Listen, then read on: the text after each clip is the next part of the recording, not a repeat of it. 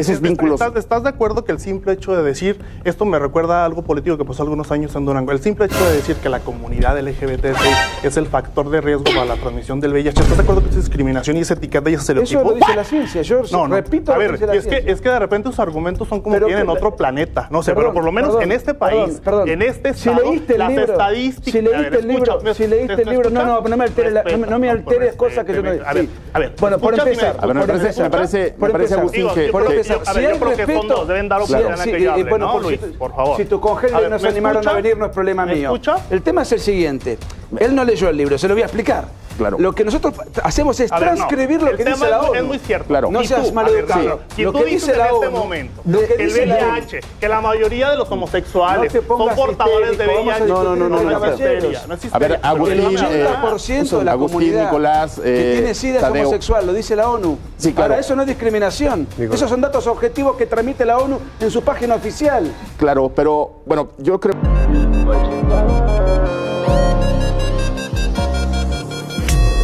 Nos arreglamos pa' chingar. Con ese culo la cama me va a matar. Se pone mis ojos y de botella. Ella quiere comer. Otro debate más donde Agustín se encuentra en salseo, por supuesto contra una feminista. Y lo mejor es que hay mucho más, ya que todos estos clips Agustín ha dejado totalmente humillado a todos los simpatizantes del feminismo. No se vayan de este video porque al final tendremos una sorpresa. Quizás tú seas el afortunado que será merecedor de esta sorpresa. Antes de iniciar queremos agradecer y felicitar a este usuario, @DemetrioSandovalCastil9170, por su gran comentario y por demostrar su gran apoyo. Buen video, me gustó. Toma tu like. Muchas gracias. Te mandamos un gran saludo antifeminista. También agradecer a toda nuestra comunidad por ser parte de este canal. Gracias a todos nuestros seguidores, hoy somos una gran comunidad. Para los que aún no se han suscrito, esta es tu oportunidad. Recuerda de demostrar tu apoyo regalándonos un like. Tu apoyo es lo que nos motiva a seguir haciendo estos increíbles y divertidos videos. Sin más que decir, iniciemos. Sí. La soberanía no estriba en que tu Estado haya firmado o no un pacto internacional, estriba en las fuerzas internacionales orgánicas que han generado un clima político y cultural para que ese tratado se llegue a firmar de forma crítica. Ustedes aquí han perdido soberanía, entre otras cosas, por ejemplo, por Planned Parenthood y PPF, que financia actualmente a MEXFAM, ¿sí? Una organización abortista que está presente en más de 25 estados mexicanos. Yo cuando llegué al aeropuerto tenía todas publicidades en las pantallas del aeropuerto de Ciudad de México de Oxfam. ¿Financiada por quién? ¿Cuál es el mexicano que está financiando eso? ¿O están financiándolo de afuera? La soberanía no se pierde en el momento en que uno firma, sino antes, cuando tuvo una suerte de imperialismo ideológico que lo llevó a firmar necesariamente ese tipo de pacto. Segundo punto, la señorita me dice que ella se adecúa a la definición de la OMS. Eso, antes que nada, filosóficamente es una falacia de autoridad. Es una falacia lógica. Ella, ¿qué intenta? Decir, ok, como lo dijo esto es necesariamente correcto. Para refutar mi interpretación de lo que es una interrupción, digamos, en contrapartida de lo que es una terminación, vos tenés que exponer tus fundamentos, no los de la OMS. Último punto. El tema de los anticonceptivos para no quedar embarazada, etcétera, es como decir comida para comer, el robo legal para no morir de hambre, digamos, ¿no? A ver, este no es un punto, el último punto es el que tiene problemas en tu introducción. Esta feminista pro aborto debatió con Agustín Laje, pero jamás imaginó que este debate le causaría una humillación grande. Luego de esto que dijo Agustín, la chica trató de defenderse. Veamos qué dirá. Que hables de intereses económicos y hables de quién financia este movimiento. Mi pregunta va para ustedes también, que vienen de Argentina. Sí, Argentina, gracias. ¿Quiénes son los grupos de poder que los traen ustedes acá? Yo acabo de faltar a mi trabajo, perdí medio tiempo de mi trabajo que me van a descontar, ¿no? Entonces, me parece también increíble que se sigan propagando prejuicios, mentiras, fundamentadas en nada cuando hablas al principio de los bebés, no sé de qué estás hablando, de bebés que son extraídos para hacernos cremitas, no sé, algo así mencionaste, para comercializar eso, son mentiras, son prejuicios que para nada, que son indignos, son inhumanos y que no tienen que seguirse propagando. Por favor, la IPPS salió en BBC. ¿Qué estás diciendo? Parece que esta feminista no estudió antes de este debate. Esta mujer no necesita a alguien que la humille, ya que ella misma lo hace, pero igual escuchen cómo Agustín la educa. Por favor. Permítame un segundo. Perdón. Entonces, esto salió en la BBC. La cuestión de Planned Parenthood ha llevado al FBI a investigar la cuestión y llevó al Congreso de los Estados Unidos a hacerse cargo de eso. Después, ¿quién está financiando? Muy simple, métete en ippf.org, la gente que está allí, métese en ippf.org, se van a sobre nosotros los reportes financieros que están públicos, no es una teoría de la conspiración, y ahí lo van a ver. Métanse en Oxfam Internacional y van a ver de dónde vienen esos dineros. Último punto, el aborto es un negocio multimillonario. El aborto no es gratuito, el aborto se paga. ¿Por qué? Porque se paga con impuestos y hay alguien que está cobrando. ¿Sabés cuántas clínicas asociadas a IPPF hay en el mundo? 66.000. ¿Sabés cuántos McDonald's hay en el mundo? 33.900. Es un negocio redondo porque todos sabemos que hacerse un aborto no equivale a comerse un Big Mac. lo dice la página de la IPPF, $400 un aborto con misoprostol, se ve que te causa gracia, a mí me causa un dolor enorme, y $800 un aborto quirúrgico. Multiplique por los miles, 66.000 clínicas de aborto en el mundo, y por supuesto que financia a Oxfam y a la Casa Fusa en Argentina. Está en la página la cantidad de dinero que otorgan a todas las organizaciones feministas. Ustedes entran a la página de IPPF.org y encuentran la financiación exacta de los millones de dólares que le dieron a cada organización. Tiempo para que conteste Ismene. Dame tiempo, Agustín. Hasta el presentador tuvo que interrumpir porque esta humillación fue bastante grande. Se demostró que estas dos feministas no estudiaron ni el preescolar. Pero esperen, esta no es la única feminista que Agustín ha dejado en mal. Bien, retomamos entonces con estos invitados que están generando bastante polémica. Yo insisto en preguntar ¿dónde se advierte en realidad el peligro o la amenaza de que efectivamente colectivos que eran minoría, que habían estado y aún siguen estando en muchas partes del mundo, como ustedes mismos planteaban, excluidos o criminalizados por cuestiones que hacen a no solo lo racial, también lo sexual, lo identitario, ¿no? ¿Cuál es la amenaza de que hayan cobrado visibilidad, de que hayan conquistado derechos que ni siquiera, más que nadie, ¿no? Apenas igual que los demás?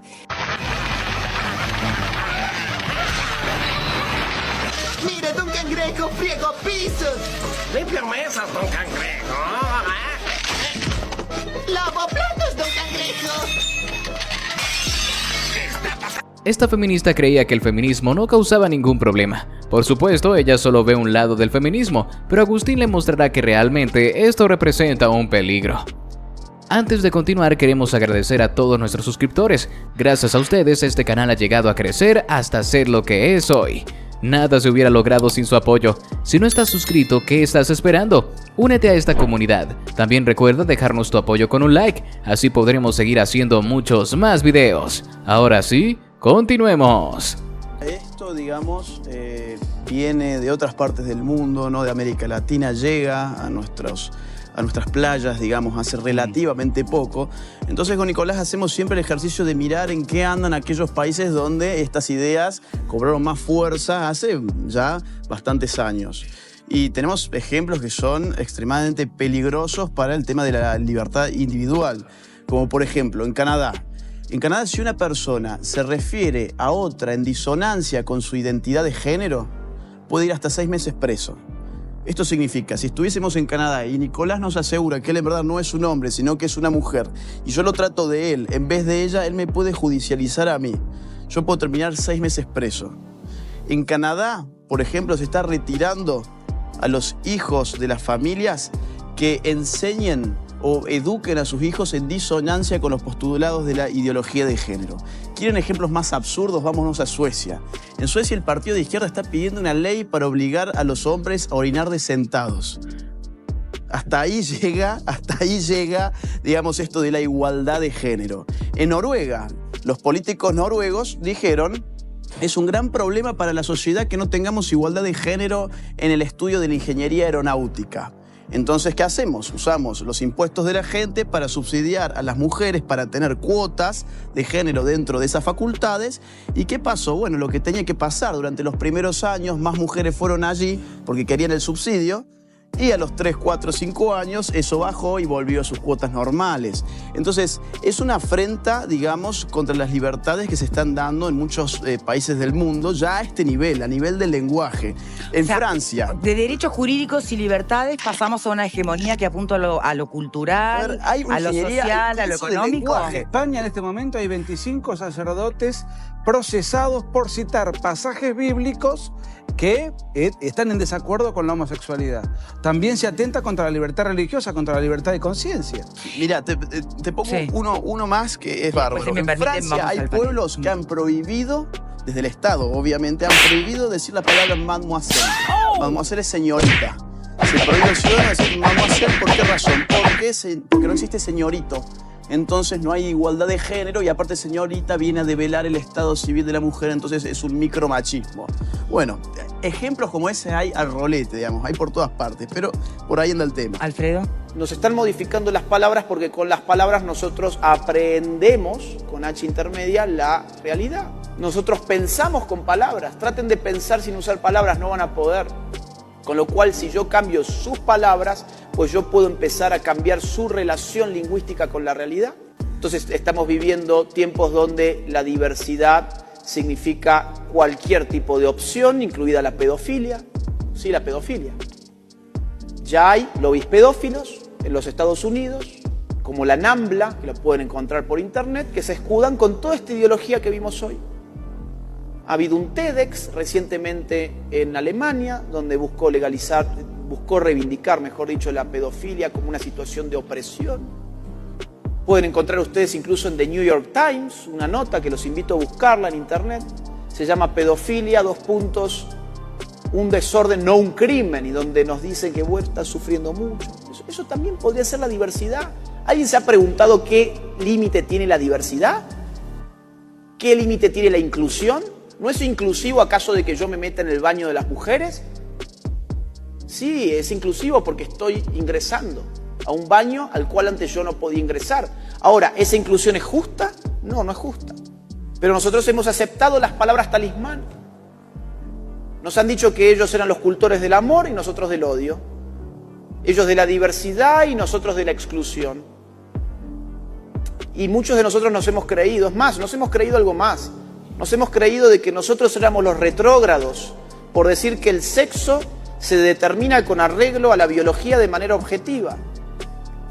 Y ellos, que nos vienen con la fantasía de que la sexualidad se determina por arte de magia, con la mera autopercepción y que no fundamentan su opinión en ninguna ciencia empírica, son los cultores de la modernidad y el progreso.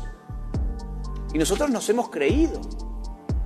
A pesar de ir a ecógrafos que nos dicen el sexo de nuestros niños antes de nacer, a pesar de la evidencia genética, embriológica, nos hemos creído que nosotros éramos los retrógrados medievales y ellos, que dicen que el sexo depende de lo que yo opine que es mi sexo, son los progresistas y los modernos.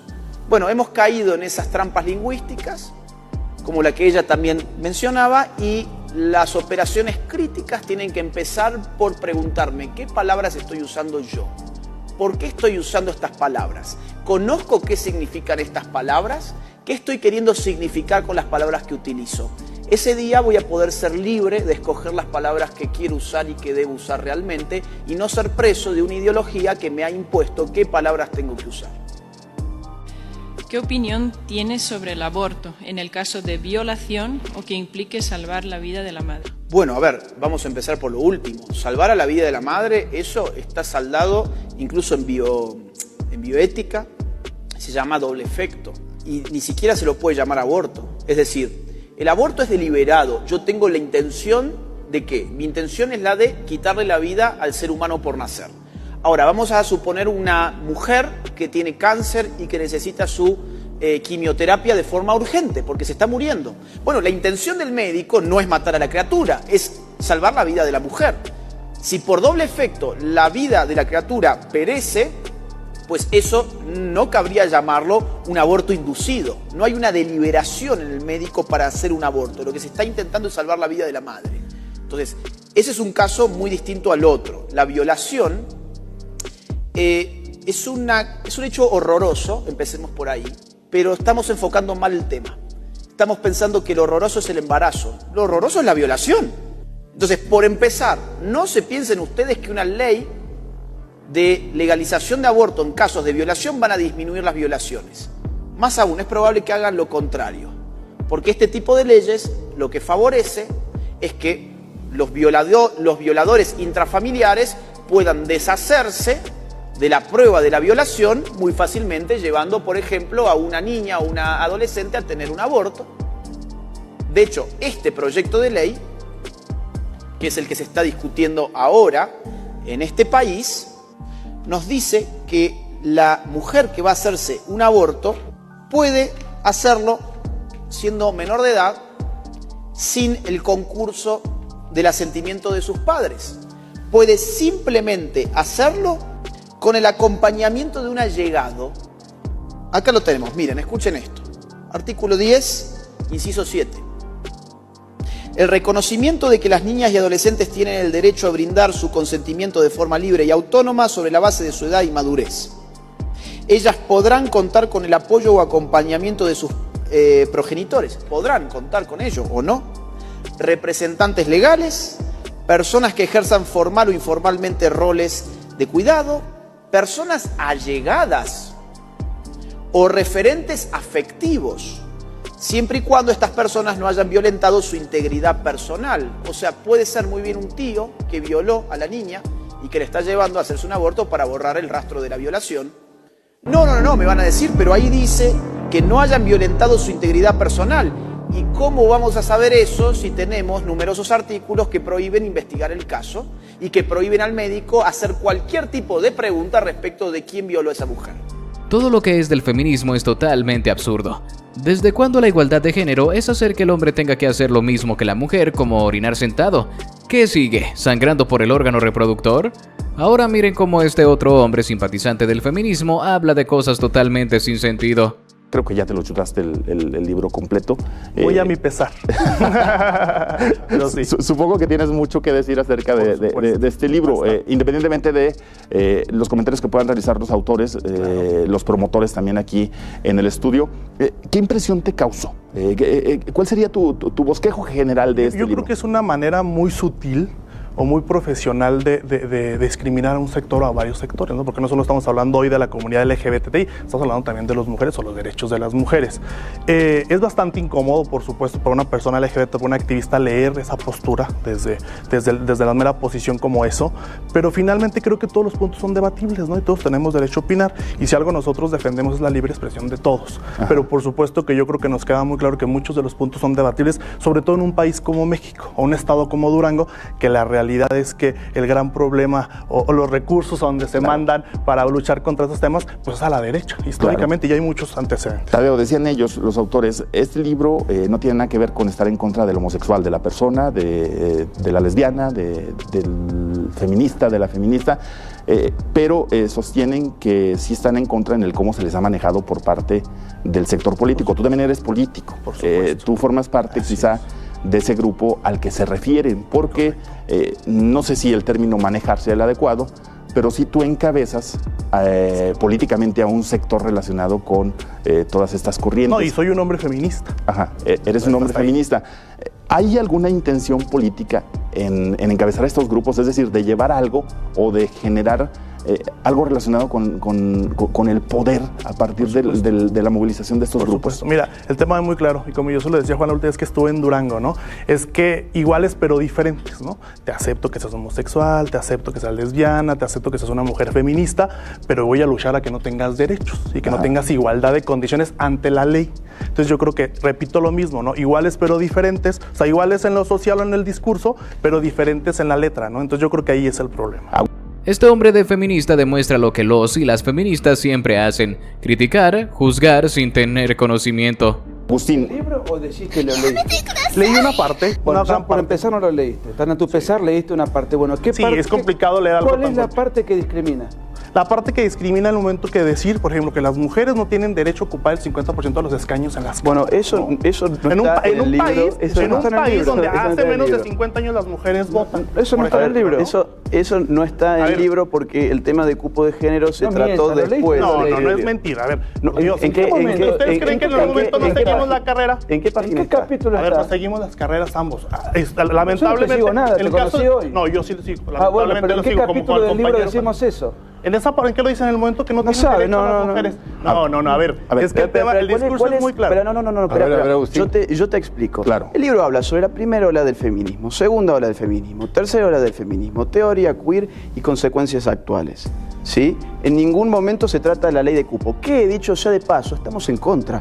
Ahí sí tienes razón, pero no mientas que has leído el libro, porque eso no estaba en el libro. Mira, pero son tus posturas personales. No lo mientas.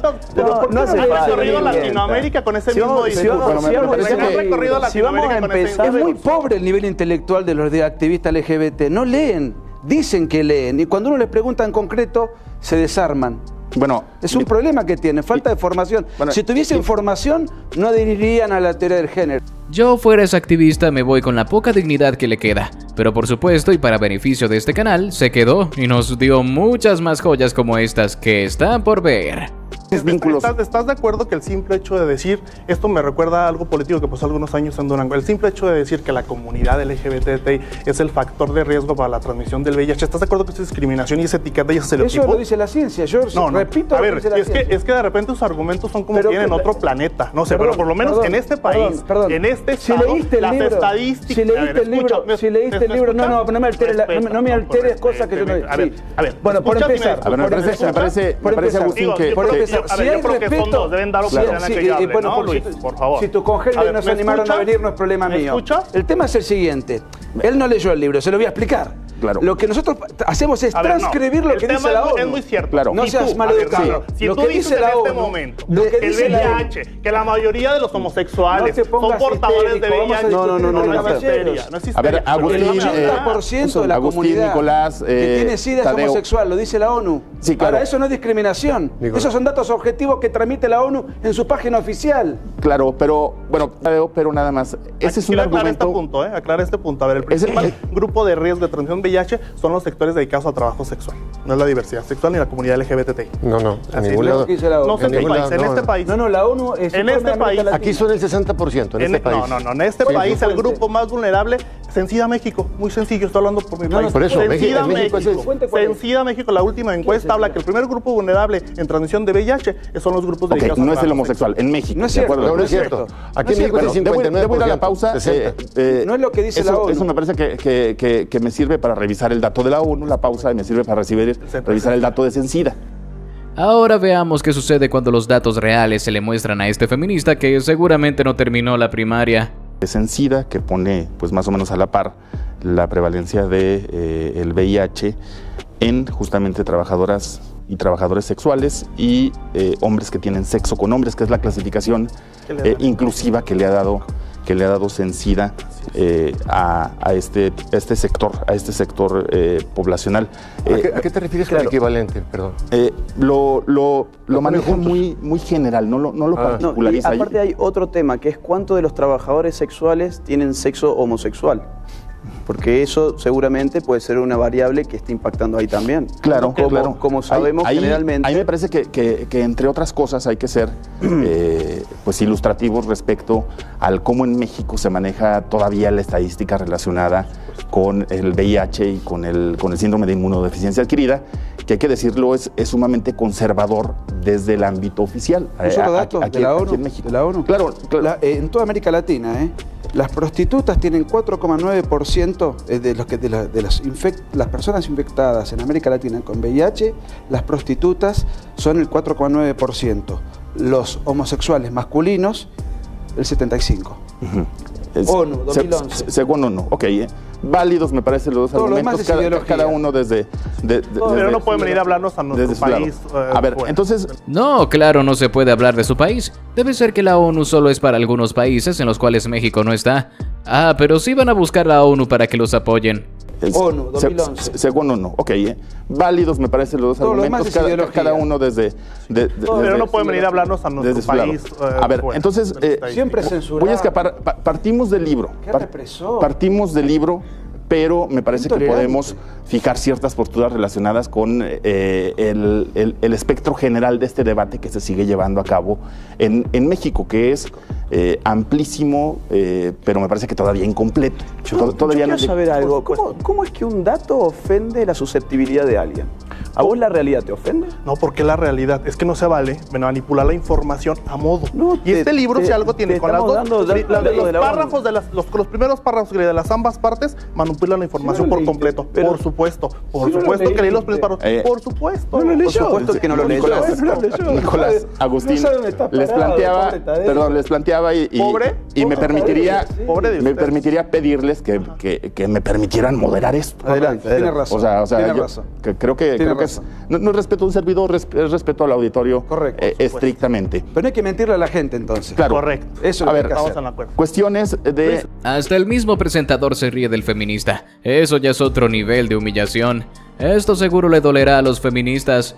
México, el país administrativamente, a que acepten los matrimonios entre personas del mismo sexo, mujer entre mujer, hombre entre hombre. Y en el caso del Consejo Mexicano de la Familia mantiene una postura en contra, porque ustedes señalan que se atenta contra la figura fundamental e incluso defienden con términos etimológicos el aspecto del matrimonio. Dicen ustedes que sí a esas uniones, pero que se les ponga otro nombre. No. Entiendo yo que ha habido posturas en tal sentido. Fíjate que ahí la postura nuestra es en contra de la Suprema Corte, ¿no? Es una institución muy importante, muy respetable. Desafortunadamente ahorita está integrada por un grupo de ideólogos más que por jueces, ministros de la Corte, porque lo que ellos hacen es hacer una interpretación personal. Ajá. La Suprema Corte ahorita está violando la Constitución al hacer eso, porque en el 2011 se establece que todos los tratados internacionales sobre derechos humanos pasan a formar parte de la Constitución. Ajá. Eso se estableció, esa reforma constitucional en 2011. Y en ningún tratado internacional sobre derechos humanos, en ninguno se habla del matrimonio entre personas del mismo sexo. Y así lo ha definido, por ejemplo, el Tribunal de Estrasburgo, que es el Tribunal de Derechos Humanos más importante del mundo. Está formado por 47 jueces de 47 países europeos, que no me van a decir que Europa es una institución, una entidad conservadora. Dice: el matrimonio solamente se puede entender entre hombre y mujer. Segundo, no existe el derecho al matrimonio entre personas del mismo sexo. Y tercero, el Estado que niega el matrimonio a personas del mismo sexo no está cometiendo ningún acto de discriminación. Totalmente contrario a la Corte, que está totalmente ideologizada aquí en México. Por supuesto que el feminista no se quedaría callado, ya que ellos son amantes de quedar en ridículo. Tadeo, a ver, ahí está esa teoría que entiendo yo también tiene certeza, pero pues la exigencia de su derecho pues, es lo que debemos entender: los tratados internacionales son superiores a la Constitución de nuestro país, y eso lo dice la regla, ¿no? Y los tiene que respetar, y la Suprema Corte eso tiene que garantizar, que México cumpla los tratados que ha firmado muchísimos en muchos temas. Y efectivamente no dice como tal que el matrimonio es un derecho para las parejas del mismo sexo, pero sí dice que está prohibida la discriminación y que se debe erradicar en este país. Y negarle un derecho como el matrimonio, que es un derecho igualitario, es discriminación. Pero la discriminación está pactada y firmada, y lo dice nuestra Constitución, y lo dice la Suprema Corte, y lo dicen los tratados internacionales. Agustín, tú que has sido el más callado en este panel, el más moderado. El más prudente. El más prudente. Agustín, ustedes van en contra de esa figura del matrimonio entre personas del mismo sexo, independientemente del sexo, del género.